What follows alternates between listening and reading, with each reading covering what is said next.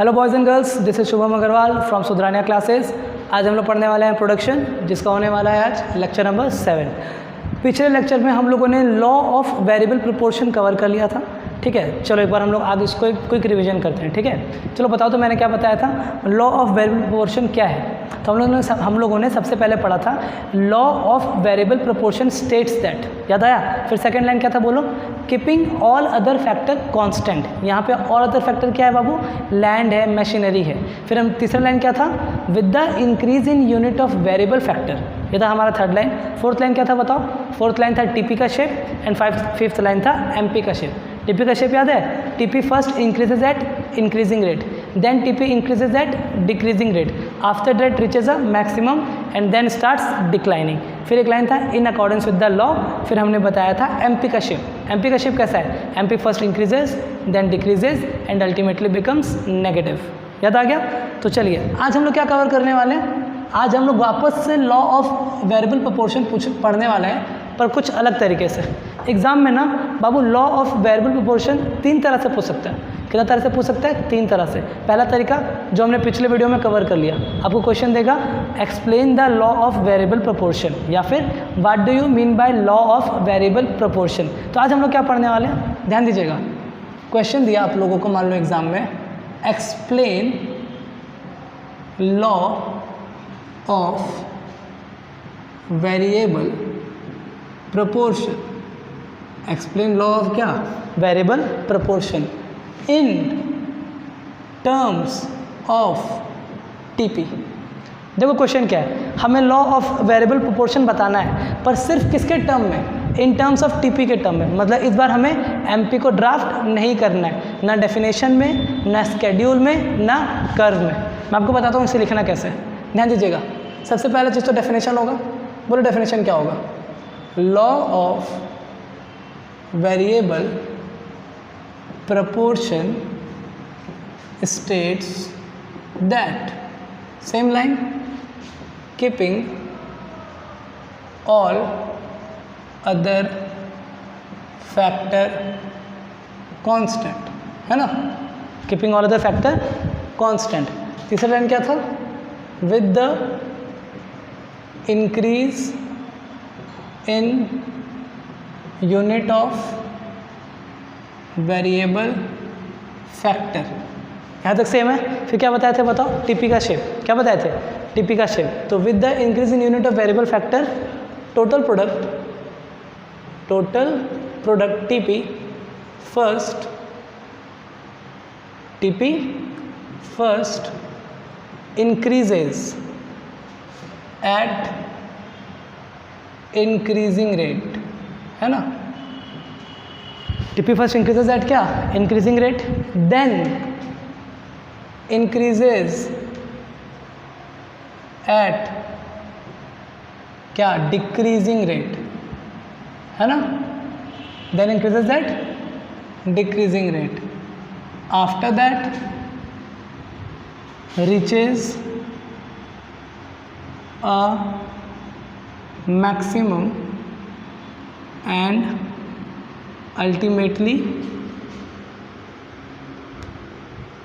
क्या, ultimately starts declining. याद आया। फिर एक लाइन लिखा था हमने, in accordance with the law और एमपी का शेप। पर इस बार हम लोग उस पार्ट को कवर नहीं करेंगे, कारण क्योंकि इस बार हमें लॉ को बताना है सिर्फ किसके टर्म में, टीपी के टर्म में। एमपी के बारे में कुछ नहीं बोला, तो हम लोग यहाँ पे एमपी को मेंशन नहीं करेंगे। समझ में आ रहा है आप लोगों को। देखो पिछले दिन क्वेश्चन क्या था, explain law of variable proportion, बस इतना ही क्वेश्चन था ना। तो हमने क्या किया, पूरा लॉ बताया, टीपी के बारे में भी और एमपी के बारे में भी। पर इस बार बोल रहा है explain law of variable proportion in terms of TP. इस बार लॉ बताना है सिर्फ किसके टर्म में, टीपी के टर्म में। तो हमने क्या किया, बेसिक तीन लाइन तो सेम है, फिर सिर्फ किसका शेप बताया, टीपी का। इजी। चलो इसके बाद हम लोग बनाएंगे क्या, स्केड्यूल और कर्व। तो चलिए पहले हम लोग स्केड्यूल बना लेते हैं। एक तरफ क्या लिखे थे, याद है क्या, यूनिट ऑफ लेबर। बोलो यूनिट ऑफ लेबर में क्या क्या आएगा, 1 0 से स्टार्ट करते हैं, है ना। 0 1 2 3 4 5 6 7 8 9, याद आया। फिर हमने क्या लिया था, टोटल प्रोडक्ट।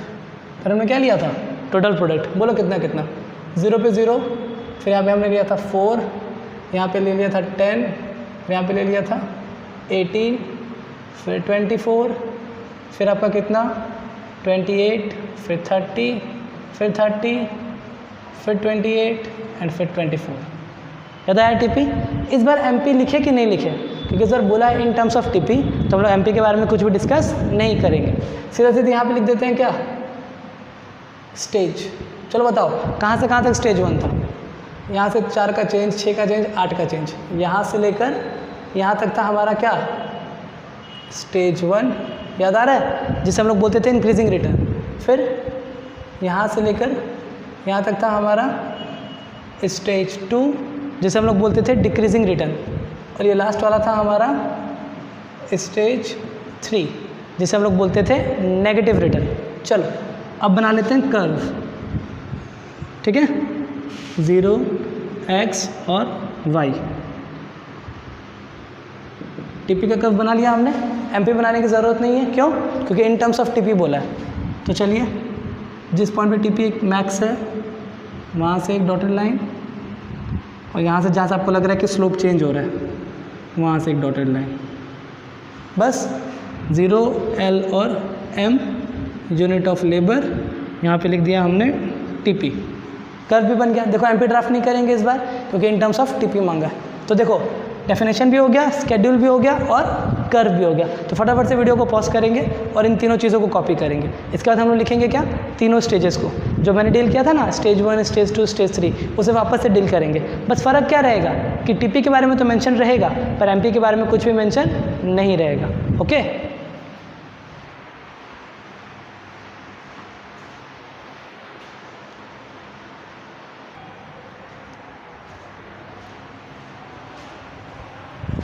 चलिए अब तीनों स्टेजेस को एक एक करके डील करते हैं। सबसे पहला क्या, stage 1।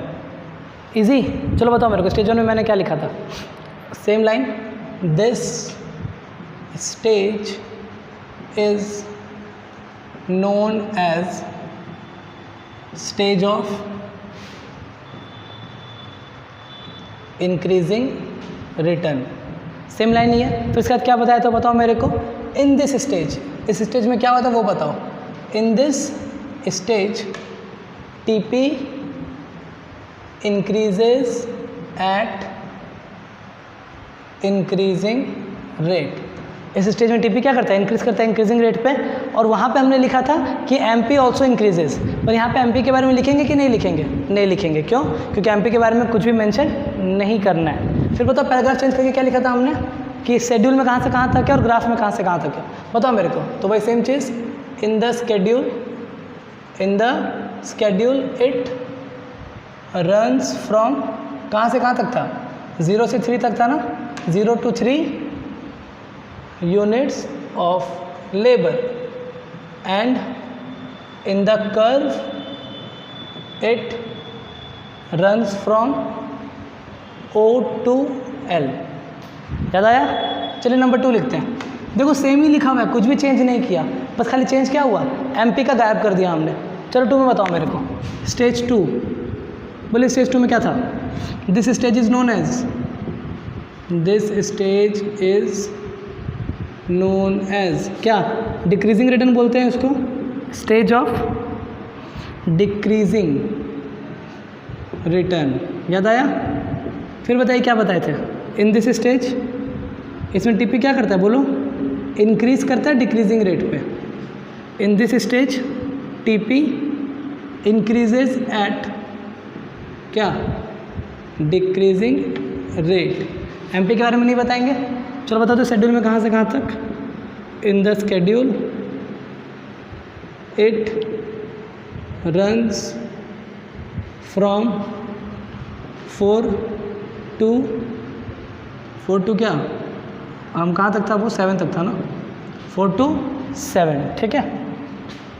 And in the curve it runs from कहाँ से कहाँ तक, L to M। याद आया? चलिए तीसरा स्टेज को हम लोग यहाँ पे लिख लेते हैं, स्टेज 3। बताओ स्टेज 3 में क्या लिखे थे। This stage is known as this stage is known as क्या? Stage of negative return. याद आया? फिर बोलो, इन दिस स्टेज, टीपी क्या करने लगता है इसमें? डिक्लाइनिंग ना। In this stage TP starts declining. इसमें टीपी क्या करने लगता है? डिक्लाइन करने लगता है। चलिए एमपी के बारे में कुछ भी मेंशन नहीं करेंगे। बताओ शेड्यूल में कहाँ से कहाँ तक? In the schedule it runs from क्या? ये था आपका 8 to 9, runs from 8 to 9 unit of labour, 8 to 9 unit of labour. यहाँ पे भी लिख दो 4 to 7 unit of labour. And in the curve it runs from क्या? M onwards. देखो कुछ भी चेंज नहीं है, सब कुछ सेम है। बस चेंज क्या है कि जहाँ जहाँ एमपी था वहाँ से हमने एमपी क्या कर दिया? गायब कर दिया। एमपी का कोई भी जिक्र नहीं है। तो आई होप आपको समझ में आ गया। Explain the law in terms of TP. तो वीडियो को करो पॉज, इन तीनों स्टेज को करो copy.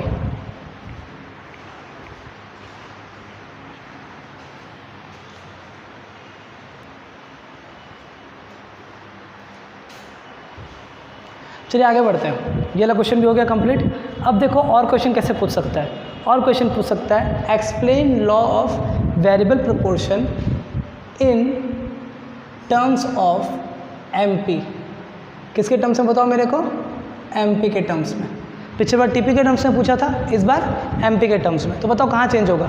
Law of variable proportion states that same, keeping all other factor constant same, with the increase in unit of variable factor same.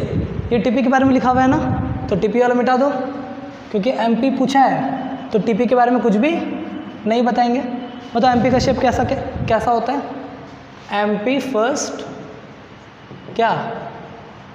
Increases, then बोलिए decreases, and ultimately becomes negative. हो गया complete. Change क्या हुआ? खाली हमने TP के जगह पे क्या लिख दिया? एमपी। इजी। फिर हम लोग स्केड्यूल भी बनाएंगे। स्केड्यूल में भी सेम यूनिट ऑफ लेबर रहेगा, पर इस बार टीपी नहीं रहेगा, इस बार क्या रहेगा? एमपी।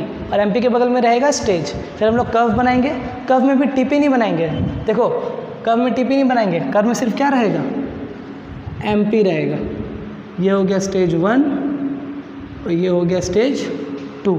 0 x और y। यहाँ पे लिख दिया हमने एमपी, यहाँ पे भी एमपी, यहाँ पे लिख दिया unit of labour.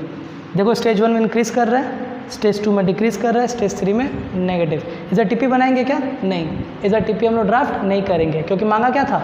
In terms of MP. Easy. तो स्केड्यूल आप लोग खुद से बनाओगे। कर्व तो मैंने बना दिया, और वापस से हम लोग एक्सप्लेन करेंगे किसको? स्टेज 1, स्टेज 2 और स्टेज 3 को। फ़र्क क्या रहेगा कि टीपी के बारे में कुछ मत बताना, सिर्फ किसके बारे में लिखना है? एमपी के बारे में। तो बाबू law of variable proportion in terms of MP खुद से लिखना आपका होमवर्क है। आप लोग खुद से लिखोगे और लिखने के बाद मुझे पिक सेंड करोगे। ओके, तो चलिए इसे कॉपी कर लीजिए।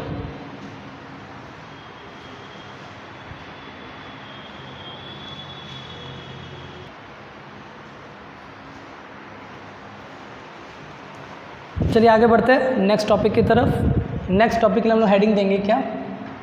सम इम्पॉर्टेंट क्वेश्चंस। ठीक है, चलो सबसे पहला, व्हाट आर दी assumptions?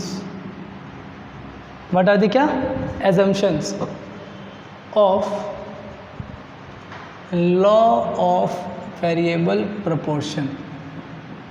हमारा जो लॉ ऑफ वेरिएबल प्रोपोर्शन है उसके एजम्पशंस क्या क्या हैं? तो पहले आप इसका बेस समझ लो। ठीक है, लॉ ऑफ वेरिएबल प्रोपोर्शन जो है वो बोलता क्या है? वो बोलता है कि टीपी पहले इंक्रीज़ करेगा। टीपी पहले क्या करेगा? इंक्रीज़ करेगा। किस रेट पे? इंक्रीजिंग रेट पे, है ना। फिर टीपी क्या करेगा? इंक्रीज करेगा, किस रेट पे? डिक्रीजिंग रेट पे, ठीक है। फिर टीपी मैक्सिमम चला जाएगा, जो कि स्टेज 2 का ही पार्ट है। ये है स्टेज 1, ये है स्टेज 2, और फिर बाद में टीपी कहाँ? TP starts declining. TP starts क्या? बोलिए, डिक्लाइनिंग। ये है स्टेज 3। यही तो बोलता है लॉ ऑफ वेरिएबल प्रोपोर्शन। क्या बोलता है? टीपी पहले इंक्रीज करेगा इंक्रीजिंग रेट पे, फिर टीपी इंक्रीज करेगा डिक्रीजिंग रेट पे, फिर TP reaches maximum and then TP starts declining. हम लोग सब टॉपिक क्या पढ़ रहे हैं बताओ? हम लोग टॉपिक पढ़ रहे हैं what are the assumptions of the law of variable proportion, कि जो लॉ ऑफ वेरिएबल प्रोपोर्शन है उसके एजम्पशंस क्या क्या है। एजम्पशंस मतलब अगर ये सब पॉइंट होंगे तब तो लॉ फॉलो होगा, और अगर ये सब पॉइंट नहीं होंगे तब लॉ फॉलो नहीं होगा। तो समझो सबसे पहला पॉइंट क्या है। सबसे पहला पॉइंट है state of technology remains the same. आओ समझते हैं टेक्नोलॉजी का इस लॉ से क्या लेना देना है, ठीक है। मान लो हम लोग सबसे पहले जब प्रोडक्शन चालू किया, हमारे पास एक टेक्नोलॉजी था, हमारे पास क्या था? एक टेक्नोलॉजी था। फिर हम लोग जैसे जैसे लेबर बढ़ाते गए तो स्टार्टिंग में प्रोडक्शन बढ़ा इंक्रीजिंग रेट पे, फिर जब और लेबर लगा दिए तो प्रोडक्शन तो बढ़ा पर थोड़ा गड़बड़ होने लगा तो डिक्रीजिंग रेट पे बढ़ा। एक पॉइंट ऐसा आ गया जब प्रोडक्शन मैक्सिमम, फिर एक पॉइंट ऐसा आया जब प्रोडक्शन स्टार्ट डिक्लाइनिंग। लेकिन बाबू हमारा जो अगर टेक्नोलॉजी है वो भी साथ ही साथ इंक्रीज़ करते जाए, वो भी साथ ही साथ क्या करते जाए? इंक्रीज़। जैसे जैसे लेबर बढ़ रहा है वैसे वैसे टेक्नोलॉजी भी बढ़ रहा है। तो ऐसा हो सकता है कि प्रोडक्शन जो है वो इंक्रीजिंग रेट पे ही इंक्रीज़ करते रहे, डिक्रीजिंग रेट आए ही नहीं, मतलब स्टेज 2 आएगा ही नहीं। स्टेज 2 क्यों नहीं आएगा? क्योंकि लेबर जैसे जैसे बढ़ रहा है हमारी टेक्नोलॉजी भी क्या करते जा रहा है? इम्प्रूव करते जा रहा है। तो अगर लेबर के साथ साथ टेक्नोलॉजी को भी कॉन्स्टेंटली इम्प्रूव करेंगे ना तो लॉ ऑफ वेरिएबल प्रोपोर्शन जो है वो फॉलो नहीं होगा। तो देखो हमने पहला एजम्पशन क्या मान लिया? हमने मान लिया state of technology remains the same, मतलब एक लेबर के समय जो टेक्नोलॉजी हम लोग इस्तेमाल कर रहे थे 10 लेबर के समय भी हम लोग वही टेक्नोलॉजी इस्तेमाल कर रहे हैं। आई होप आपको समझ में आया होगा। बताओ लॉ ऑफ वेरिएबल प्रोपोर्शन क्या बोलता है? लॉ ऑफ वेरिएबल प्रोपोर्शन बताता है कि आप जैसे जैसे लेबर को बढ़ाएंगे तो पहले प्रोडक्शन बढ़ेगा इंक्रीजिंग रेट पे, फिर और जब लेबर को बढ़ाएंगे तो प्रोडक्शन बढ़ेगा डिक्रीजिंग रेट पे, फिर एक पॉइंट ऐसा आएगा जब प्रोडक्शन मैक्सिमम हो जाएगा, फिर एक पॉइंट ऐसा आएगा जब प्रोडक्शन स्टार्ट्स डिक्लाइनिंग। इजी। पर वही अगर हम लोग लेबर को बढ़ाते बढ़ाते क्या करें? टेक्नोलॉजी को भी बढ़ाने लगे तो हो सकता है कि प्रोडक्शन जो है वो इंक्रीज़ करते रहेगा इंक्रीजिंग रेट पे, डिक्रीजिंग रेट आएगा ही नहीं, और जब आएगा ही नहीं तो लॉ फॉलो नहीं होगा। इसी चलते हम लोग क्या असम्पशन लगा दिए कि state of technology remains the same. एक लेबर के समय जो टेक्नोलॉजी था 10 लेबर के समय भी वही टेक्नोलॉजी है। आई होप आपको पहला असम्पशन समझ में आ गया। चलिए अब हम लोग आगे बढ़ते हैं क्या? दूसरे असम्पशन की तरफ। चलो ध्यान दो, दूसरा असम्पशन क्या है?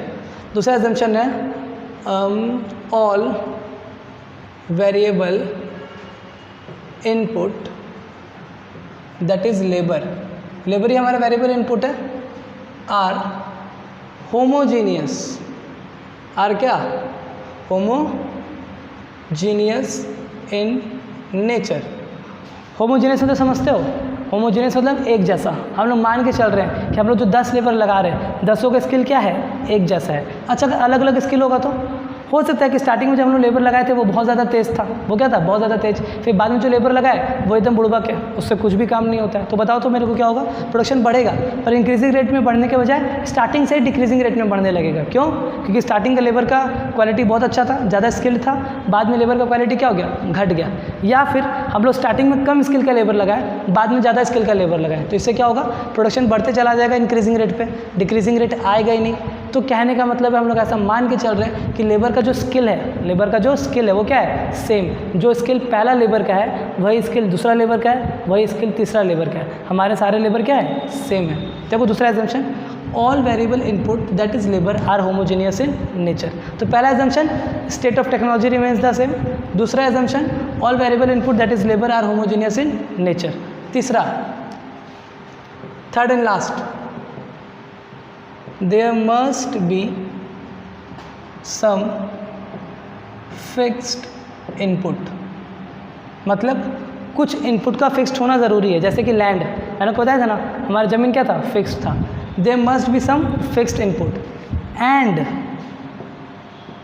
diminishing return, डिमिनिशिंग रिटर्न मतलब सेकेंड स्टेज ना, एंड डिमिनिशिंग रिटर्न, इसको यहाँ पे लिख देते हैं स्टेज 2, आपको समझ में आएगा। And diminishing return results, and diminishing return क्या, results due to the fix supply, due to the क्या, fixed supply of fixed input. चलो समझो, देखो ये क्या लिखा हुआ है। हम लोग ऐसे स्टार्टिंग में मान के चल रहे थे, मैंने आपको बताया था कि हमारा लैंड फिक्स्ड है, हम लोग शॉर्ट रन में ज़मीन को चेंज नहीं कर सकते। पर अगर हम लोग मान लें कि हम लोग ज़मीन को भी चेंज कर सकते हैं, तो सुनिएगा ध्यान से। हमारे पास एक ज़मीन था, हम लोग उसे प्रोडक्शन चालू किया, लेबर बढ़ाए लेबर बढ़ाए लेबर बढ़ाए, जब मैक्सिमम हो गया तो हम लोग क्या करने लगे, दूसरा ज़मीन पे काम चालू करने लगे। एक ज़मीन तो था ही, एक ज़मीन के साथ साथ क्या करने लगे हम लोग, दूसरा ज़मीन पे भी प्रोडक्शन चालू करने लगे। तो बाबू प्रोडक्शन घटेगा क्या या बढ़ते चला जाएगा, बढ़ते चला जाएगा। मतलब कहने का मतलब स्टेज 3 में पहुँचेंगे ही नहीं, जब स्टेज 3 में पहुँचेंगे ही नहीं तो लॉ फॉलो ही नहीं होगा। ऐसे समझो, हमारे पास ये एक ज़मीन, ये एक ज़मीन, पहले इस ज़मीन पे काम कर रहे हैं, पूरा ज़मीन प्रोडक्शन हो गया, फिर हम लोग इस ज़मीन को छोड़ के इस ज़मीन पे आ गए। तो बाबू जहाँ स्टेज 3 आना चाहिए था वहाँ से तो प्रोडक्शन फिर से इंक्रीज़ होने लगा, स्टेज 3 तो आया ही नहीं। स्टेज 3 कब आएगा, जब हमारे पास एक ही ज़मीन है, जब हमारे पास क्या है, एक ही ज़मीन है, और उस ज़मीन पे जब हम लोग लेबर को बढ़ाते जाएंगे बढ़ाते जाएंगे बढ़ाते जाएंगे तो एक पॉइंट ऐसा आएगा कि जब प्रोडक्शन बढ़ने के बजाय प्रोडक्शन घटने लगेगा। और प्रोडक्शन कब नहीं घटेगा, जब हमारे पास लैंड का भी सब्स्टिट्यूट आ जाए, है ना।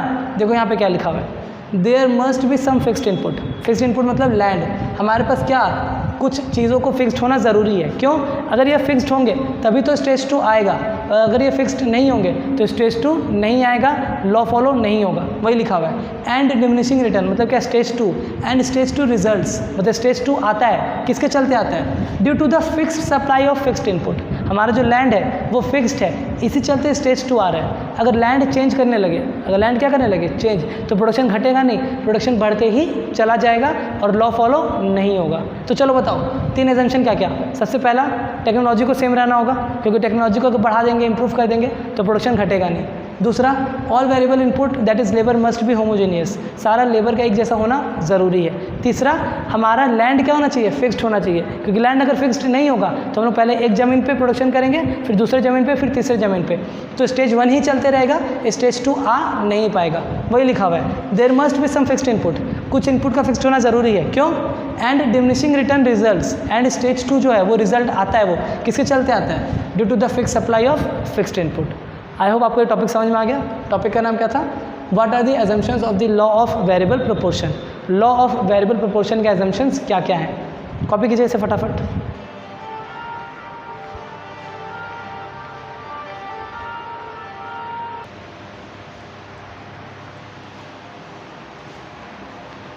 चलिए बच्चों आगे बढ़ते हैं। नेक्स्ट एक छोटा सा क्वेश्चन है।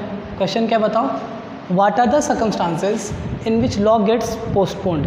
बाबू किन सर्कमस्टांसेस में लॉ क्या हो जाएगा, पोस्टपोन हो जाएगा। पोस्टपोन मतलब जब लॉ फॉलो नहीं होगा।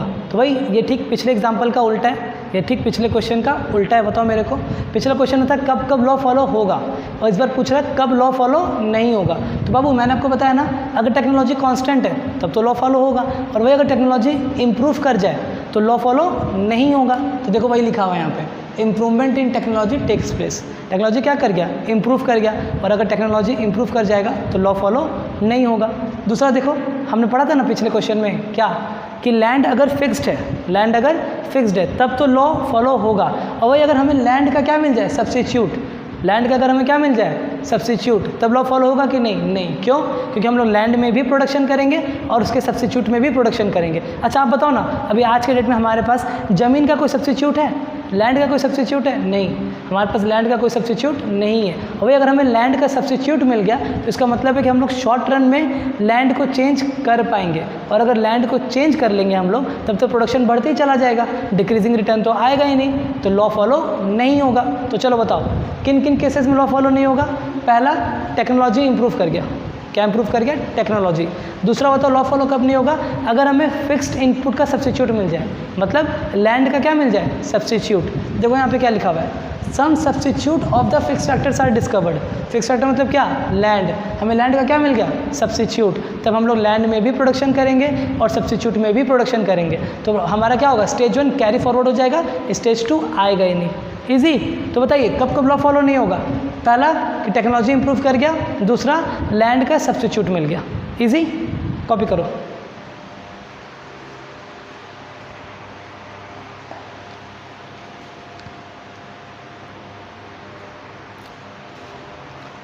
चलो बच्चों, आज के इस वीडियो को यहीं पे एंड करेंगे। हमारे पास कुछ क्वेश्चंस और पेंडिंग रह गए जिन्हें हम लोग कवर करेंगे नेक्स्ट वीडियो में, और हमारा ये कोशिश रहेगा कि नेक्स्ट वीडियो में हमारा जो प्रोडक्शन चैप्टर है वो फिनिश हो जाए। Okay, thank you.